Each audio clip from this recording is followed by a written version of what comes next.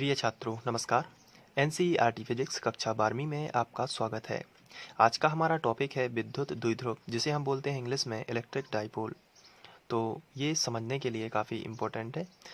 इससे संबंधित क्वेश्चन इस प्रकार आ सकता है, विद्युत द्विध्रुव क्या है, या विद्युत द्विध्रुव से आप क्या समझते हो सकता है आपसे 2 नंबर में पूछ लिया जाए। तो इसका आंसर मैंने लिख के रखा है और ये बहुत ही सिंपल है, आसानी से आपको समझ में आ जाएगा। इसमें दिया गया है, यदि 2 बराबर तथा विपरीत बिंदु आवेश किसी अल्प दूरी पर स्थित हो। यहाँ पे नोट करना है कि 2 बराबर तथा विपरीत बिंदु आवेश, यानी कि 2 यदि चार्ज हैं लेकिन वो परस्पर अपोजिट है। यानी अगर हम बात करें, कोई प्लस चार्ज है और कोई माइनस चार्ज है और उनके बीच की दूरी काफ़ी कम है, तो अल्प दूरी, इसे ही जो कम दूरी होती है उसे ही हम बोलते हैं अल्प दूरी।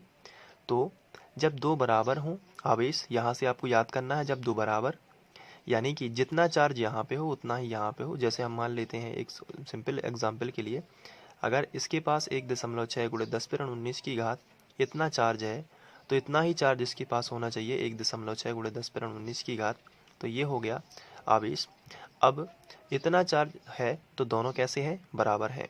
तो जब 2 बराबर किंतु विपरीत यानी कि इसके पास प्लस का है इतना, लेकिन इसके पास इतना ही माइनस का है, तो 2 बराबर हो गए और विपरीत भी हो गए।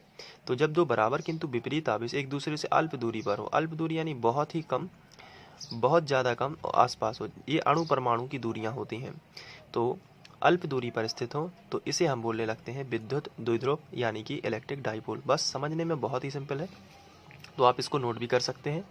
तो आप इसका स्क्रीनशॉट भी ले लीजिए। और यहाँ पे उदाहरण के रूप में दिया गया है HCl और परमाणु में इलेक्ट्रॉन और प्रोटॉन। तो HCl यानी हाइड्रोजन क्लोराइड।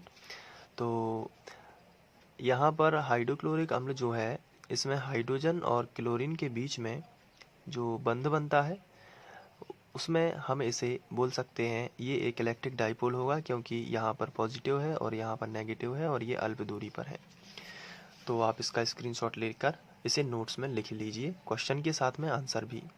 फिर इसके बाद हम बात करेंगे इसी में द्विध्रुव आघूर्ण भी, इसी में हम कर लेते हैं। तो नेक्स्ट टॉपिक हमारा है द्विध्रुव आघूर्ण।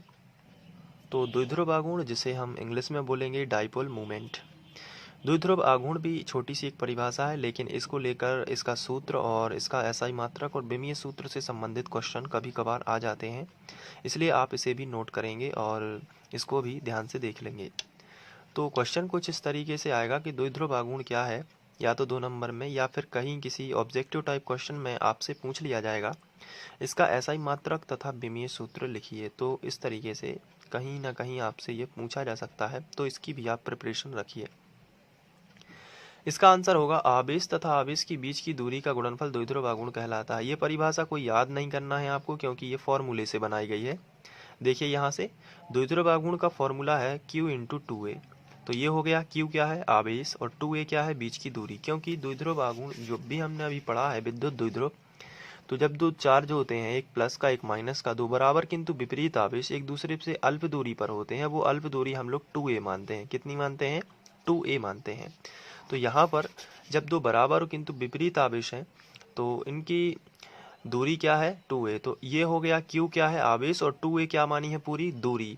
तो इसलिए यहाँ पे परिभाषा बनाई गई है कि आवेश तथा आवेश के बीच की दूरी का गुणनफल, इसमें कोई भी बड़ी बात नहीं है, आवेश और आवेश की बीच की दूरी का गुणनफल द्विध्रुव आघूर्ण कहलाता है, और इसे हम P से दर्शाते हैं। तो ये हो गया द्विध्रुव आघूर्ण, और इसी से बना लेंगे मात्रक, क्योंकि आवेश का मात्रक होता है कूलाम और दूरी का मात्रक होता है मीटर, इसलिए द्विध्रुव आघूर्ण का एसआई मात्रक बन जाएगा कूलाम × मीटर। और यहाँ से विमीय सूत्र जो बनाया गया है वो यहाँ से ही बनाया गया है। उसके लिए मैं आपको रफ में थोड़ा समझा देता हूँ कि कैसे आया। तो विमीय सूत्र के लिए चूंकि इसका एसआई मात्रक है कूलाम × मीटर, तो यहाँ से हम इसको पकड़ेंगे कि कूलाम है आवेश और मीटर है दूरी। तो आवेश का विमीय सूत्र क्या होता है, AT, ये तो मैंने आपको बता ही दिया है पहले लेक्चर में। और दूरी का क्या होता है, दूरी का होता है L। तो ये हमने पहले लिख लिया। अब जब हम इसको लिखेंगे तो इसी तरीके से लिखेंगे, m तो है नहीं इसलिए m हो जाएगा 0, क्योंकि m के फॉर्म में लिखना होता है, तो m हमने बना दिया 0। m के बाद लिखा जाता है L, तो L 1 है इसलिए हम 1 लिख सकते हैं। फिर इसके बाद MLT, फिर T क्या है, टी भी है तो 1 लिख सकते हैं, और इसके बाद ए है तो ए भी 1 हो सकता है। तो 1 लिखें भी ना तो भी 1 ही माना जाता है, इसलिए M0LTA हो जाएगा। तो यहाँ पर 1 लिखा गया है डायमेंशन के रूप में। तो ये हो जाएगा इसका बीमीय सूत्र। तो बस छोटी छोटी ये परिभाषाएं थी जिनको ज़्यादा आपको फोकस नहीं करना है, केवल पढ़ लेना है और इनके जो मात्रक हैं इनको याद रखना है। तो ये चूंकि आपकी बुक में दिए गए हैं टॉपिक, तो छोड़ना अच्छा नहीं है, इसलिए पढ़ना है, सब पढ़ना है, भले ही कैसा ही टॉपिक हो। अब इसके बाद हम लोग आगे बढ़ेंगे, तो इनको नोट कर लीजिए। चलिए मैं स्क्रीनशॉट दे देता हूँ आपको। तो ये देखिए, विद्युत द्विध्रुव के क्वेश्चन और आंसर दोनों आपको लिख लेना है। ये रहा स्क्रीनशॉट।